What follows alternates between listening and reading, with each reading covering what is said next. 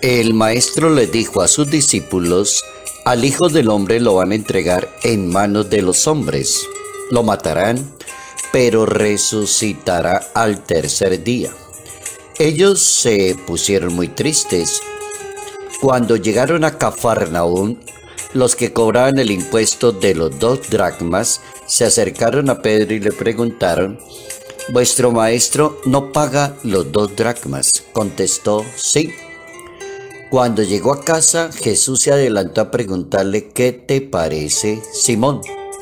Los reyes de este mundo, ¿a quién le cobran impuestos y tasas? ¿A sus hijos o a los extraños? Contestó: a los extraños. Jesucristo dijo: entonces los hijos están exentos. Sin embargo, para no escandalizar, ve al lago, lanza el anzuelo, coge el primer pez que pique, ábrele la boca, encontrarás una moneda de plata. Tómala y paga por mí y por ti. Evangelio según San Mateo, capítulo 17, versos 22 al 27.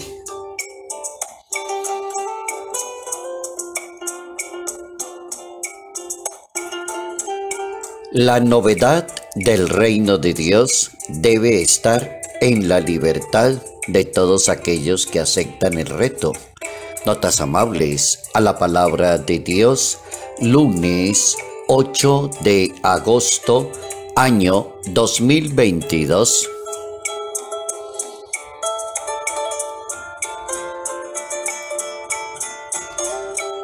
La novedad del reino de Dios. Buena pregunta de Jesús de Nazaret a la persona más cercana a él, que se llama San Pedro, la persona que en el futuro va a quedar encargada de la iglesia del Maestro de Nazaret. Le formula una pregunta bien inteligente: ¿a quién se le cobran los impuestos? ¿A los extranjeros o a los hijos? Y entonces la respuesta que da San Pedro es también muy acertada: a los extraños, pero Jesús quiere guardar el equilibrio en el reino de Dios. Entonces la pregunta sería: ¿en qué consiste la novedad del reino de Dios? Si el Hijo de Dios plantea un reino, la gran pregunta sería: ¿cuál es entonces ese reino? Porque ya los seres humanos han organizado una sociedad, y hay una sociedad con una cantidad de leyes impresionantes, y hay grupos también de personas que se ofenden entre sí. Los que cumplen la ley entonces serían los santos, los perfectos, y los que no cumplen la ley serían los pecadores, según esos grupos y esos movimientos.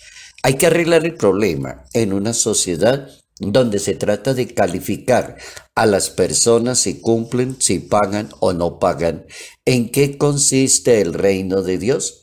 La respuesta está en la libertad del Hijo de Dios.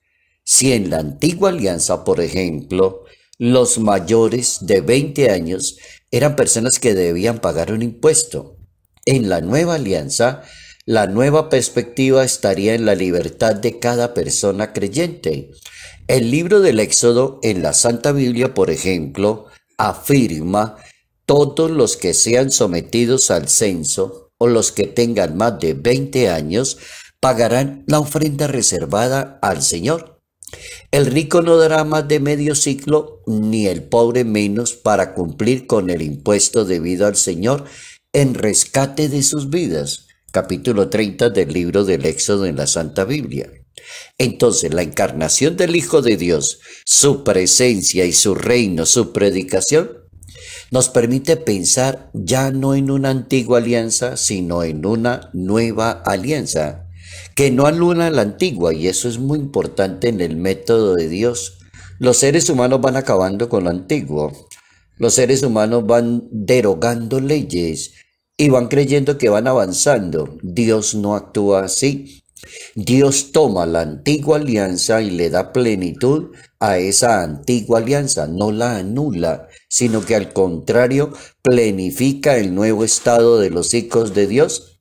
Luego la ley es reemplazada por la fe que proviene de la justicia de Dios. La ley es reemplazada por la fe que proviene de la justicia de Dios. Habría que escuchar al catecismo de la Iglesia Católica, que ilustra muy bien el paso entre la antigua ley y la nueva ley, y así se hablaría teológicamente. Por ejemplo, la ley evangélica da cumplimiento, purifica, supera y lleva a la perfección la antigua alianza. Por ejemplo, las bienaventuranzas proclamadas por Jesús, y allí en la Santa Biblia, en ese capítulo 5 del Evangelio de San Mateo, las bienaventuranzas dan cumplimiento a las promesas de Dios, elevándolas al orden, al reino de Dios, al reino de los cielos.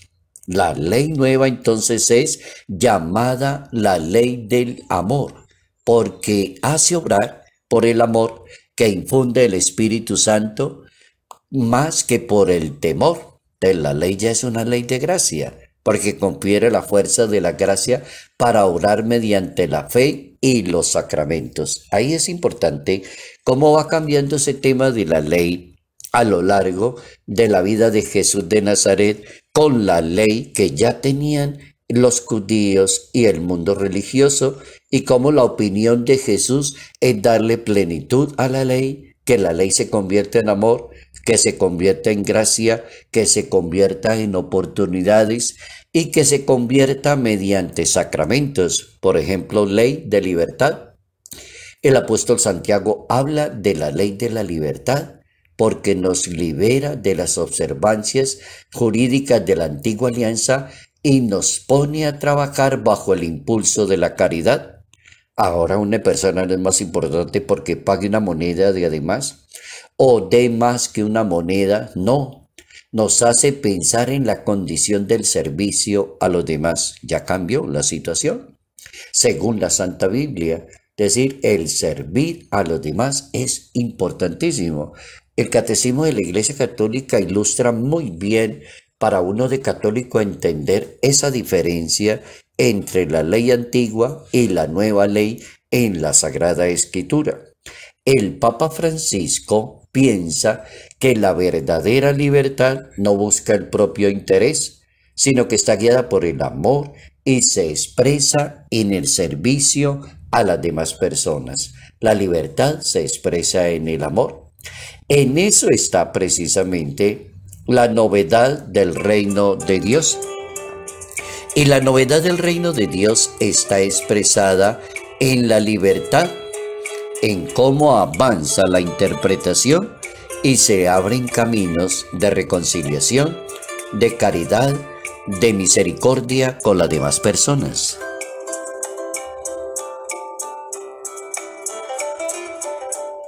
Salud, paz y bendición, bendición en el nombre del Padre, del Hijo y del Espíritu Santo. Padre Jairo Yate Ramírez, Arquidiócesis de Ibagué.